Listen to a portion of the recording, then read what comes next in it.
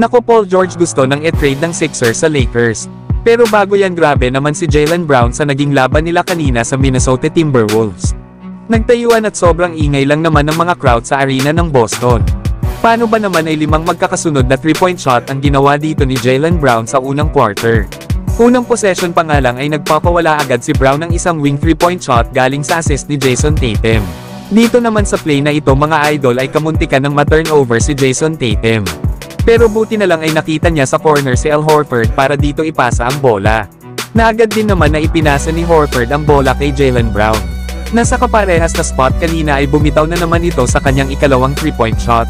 Dito naman, mga idol, ay na-steal ni Tatum ang bola sa Minnesota.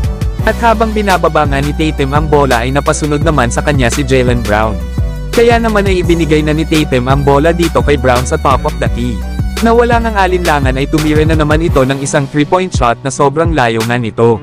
Na dito ay nagsigawan na talaga ang mga fans at halos hindi na sila makapaniwala sa mga ginagawa ni Jaylen Brown. Sa pang-apat naman na 3-point shot ni Jaylen Brown, ay sa spot naman kung saan ito nakashoot sa una at pangalawa nitong 3-point shot.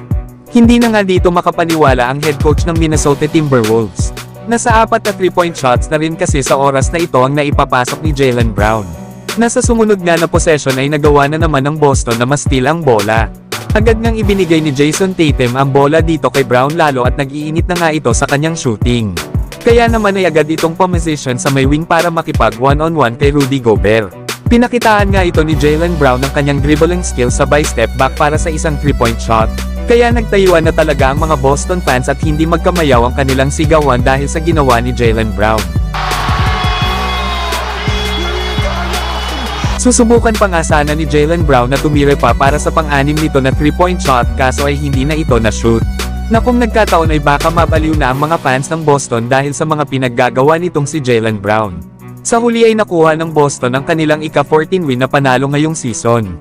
Nanatili pa nga rin sila sa pangalawang pwesto sa East na may record na 14 wins and 3 losses.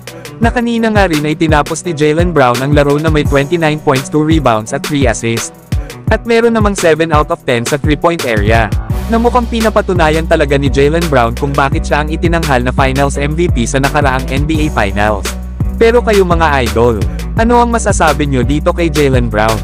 Samantalang mukhang luga ata dito ang Los Angeles Lakers sa blockbuster trade na naiisip ng isang analyst para mapunta si Paul George sa Los Angeles Lakers.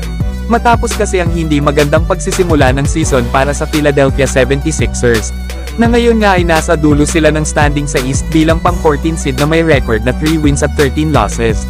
Sa ngayon kasi ay muling na-injured si Paul George sa kaparehas na injury na nakuha niya laban sa Atlanta Hawks sa preseason. Hindi pa nga sigurado kung makakalaro na ba ito sa susunod nilang laban. Habang si Joel Embiid naman ay out pa rin sa kanilang kupunan dahil sa pamamaga ng kanyang tuhod. Next week pa nga malalaman kung kailan ito makakapaglaro kapag na-evaluate na ang kanyang injury. Kaya naman ay si Tyrese Maxey na muna ang inaasahan ngayon ng Philadelphia 76ers na mangunguna sa kanilang kupunan. Na kahit nga ito ay kababalik pa lang galing sa injury. Kaya naman ay mukhang magtatang pa tuloy ang Sixers ng hindi inaasahan. Lalo at mukhang malabo na rin sila na makahabol pa sa ibang mga kupunan sa standing sa East. Na tanging ang rookie nga lang na si Jared McCain ang bumubuhat sa kanilang kupunan sa ngayon. Kaya naman suggested ng isang analyst, ay i-trade na lang ng Sixers si Paul George dito sa Los Angeles Lakers. Ito ay para makakuha sila ng mga maaasahang role players at mga draft picks na magagamit nila bilang trade assets or sa kanilang future plan. Na para nga daw makuha ng Lakers itong si Paul George ay kailangan ibigay ng Lakers sila D'Angelo Russell, Gabe Vincent, Rui Hachimura, Jackson Hayes or maalin man dito kay Cam Reddish. Kasama pa ang 2 first-round picks ng Lakers sa mga taon ng 2029 at 2031. Na para sa akin ay lugi dito ang Los Angeles Lakers. Lalo at itong si Paul George ay may edad ng 34 years old. Isa pa ay nag-e-struggle din ito na mahanap ang kanyang rhythm ngayong season. Lalo at sa kanyang 8 games appearance ngayong season sa Philadelphia 76ers. Ay nag-a-average lang ito ng nasa almost 15.5 rebounds at 5 assists per game. Na meron namang 27% shooting beyond the arc. Isa pa ay malaki ang kontrata na meron itong si Paul George. Lalo at hanggang sa 2028 pa ang kanyang kontrata bago ito maging free agent. Na nito nga lang summer ay nag-sign ito sa Sixers para sa 4 na taon na kontrata na nagkakahalaga ng nasa $211 million. Kaya kung kukunin ito ng Lakers ay malilimitahan ang kanilang financial flexibility.